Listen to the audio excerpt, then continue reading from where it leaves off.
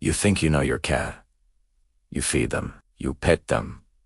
You clean their litter box. But what if I told you that every single day, multiple times a day, your cat is trying to communicate with you, and you're missing the message entirely? Most cat owners believe they understand feline behavior. They read the obvious signs. The purring means happy. The hissing means angry.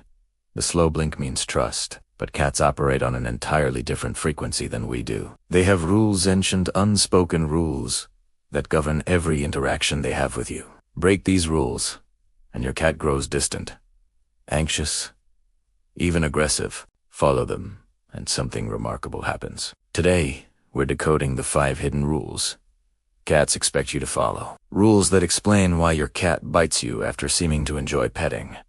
Why they ignore the expensive bed you bought them. Why they stare at you from across the room with an intensity that feels almost judgmental. And by the end, you'll realize something that might change your relationship with your cat forever. You're sitting on the couch. Your cat jumps up, curls beside you, and starts purring. You gently stroke their fur. They lean in. The purring intensifies. This is bliss, you think. This is connection. So you keep petting. 30 seconds later, bite. Not hard enough to draw blood, but sharp enough to shock you. You pull your hand back, confused, maybe even hurt. What just happened? You wonder. They were enjoying it. Here's what most owners never understand. That bite wasn't aggression, it was a correction. Your cat gave you permission to touch them for a specific window of time. When that window closed, you didn't notice the subtle signals. The tail twitch, the ear rotation, the slight tension in the shoulders. Research from the University of Lincoln's Veterinary Behavior Department found that cats have highly specific touch receptors that become overstimulated far faster than dogs or humans. What feels like a bonding moment to you becomes sensory overload to them. The purring.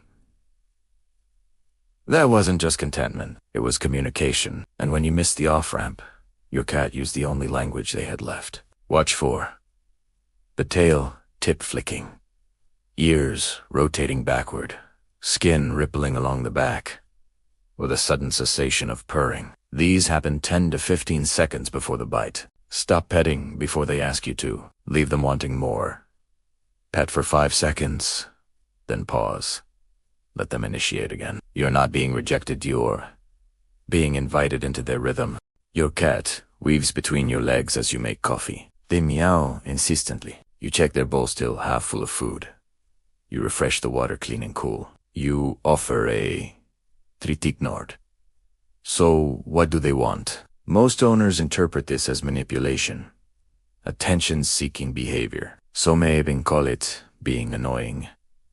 But your cat isn't being demanding. They're negotiating for space. Cats are territorial animals with a 3-dimensional understanding of their environment that we barely comprehend. While we navigate rooms horizontally, they map territory vertically. Every surface, every height, every vantage point matters. When your cat blocks your path, they're not just underfoot, they're claiming the central artery of their territory. When they jump on counters you try to keep clear, they're not defying you. They're accessing information. Dr. John Bradshaw, author of Cat Sense and a researcher at the University of Bristol, discovered that cats create mental maps of their territory that update constantly. Aren't you? Your movement through the house is data. Your presence in certain rooms provides information. They need to be where you aren't, because you're part of their territorial calculation. A 2019 study in applied animal behavior science revealed that cats denied vertical access to their owners. Primary spaces showed significantly higher stress markers in their urine, specifically elevated cortisol levels compared to cats with free movement. If your cat suddenly starts blocking doorways, sitting directly in your path, or following you with unusual persistence, they're experiencing territorial anxiety. The space feels unstable to them. Create vertical pathways. Cat trees. Near windows, shelves along walls. A cleared space on your desk. When they have height, they feel control. And when they feel control, they stop needing to micromanage your every step. You wake up, walk to the kitchen, and there, on the floor, is a dead mouse. Or a toy, soaked in drool, placed precisely where you'll step. Or Your socks stolen from the laundry, deposited at the bedroom door. Most people react with disgust, or amusement, or confusion. Why do they do this? Owners ask. Are they trying to teach me to hunt? Are they showing off? The truth is more intimate than either of those guesses. Your cat is not teaching you. They're not showing off. They're completing a social contract that you didn't know you signed. In cat colonies, reciprocal gifting builds alliances. A cat brings prey to another cat not because that cat is incompetent, but because the act itself creates obligation. It says, I have provided. Now we are bound. When your cat brings you these offerings, they're responding to a perceived imbalance in your relationship. You feed them every day.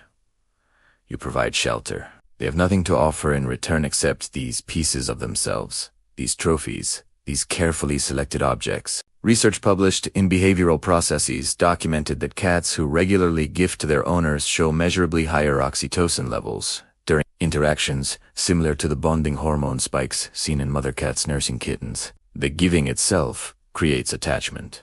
If gifting suddenly increases, your cat may feel the relationship has become one-sided. Perhaps your schedule changed.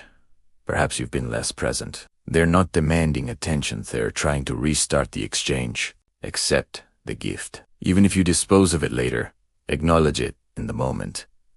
Then, later that day, initiate play. Create a reciprocal moment on your terms. The gift economy only works when both parties participate. We're halfway through these hidden rules. And if you're already seeing your cat's behavior differently, if you're realizing how much communication you've been missing, consider subscribing. We break down animal behavior that most owners completely misinterpret, and there's more to uncover. Because the next two rules? They explain the behaviors that confuse owners most, including the one reason cats bite that has nothing to do with anger, and everything to do with something far more vulnerable. It's 3 a.m.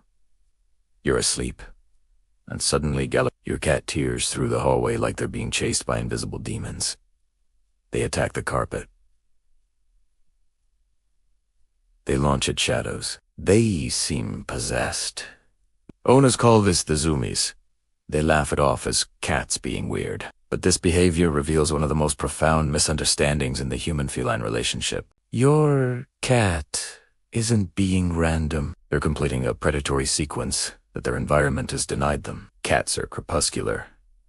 Hunters wired to hunt at dawn and dusk. In the wild, this means stalking, chasing, pouncing, killing, and consuming. The full sequence.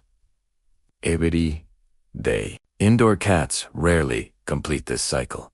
They eat from bowls, they don't hunt, but the neurological pattern remains, building pressure like steam in a closed system. That 3 a.m. explosion, that's not madness. That's displacement activity. The hunting sequence denied its natural conclusion, discharging in fragments. A landmark study from the University of California, Davis, found that indoor cats, provided with puzzle feeders and interactive toys, showed 40% fewer Zoomy episodes and significantly lower rates of stress-related behaviors.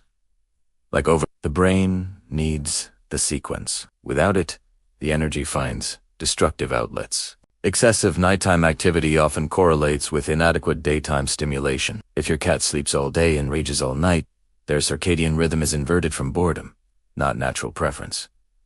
Create a hunt before bed.